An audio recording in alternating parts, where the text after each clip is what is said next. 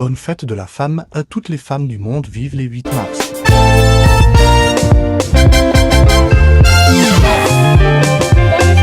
Damaris, c'est la grâce divine.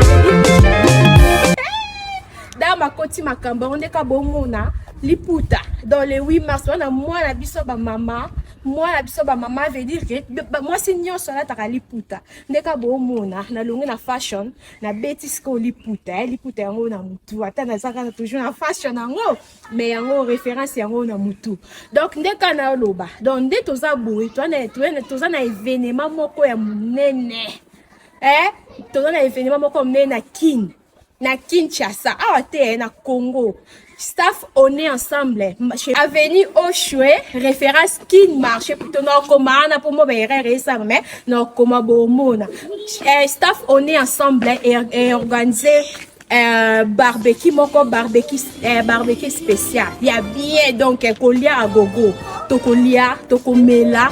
Donc negezana bozanga te boya ko ngape Damaris. No kita kino donc na Allemagne pour na kendeka kuna. Pour na kendeka pour na participer donc bomo na boya bozanga te la famille neka no lo badot beaucoup tanga.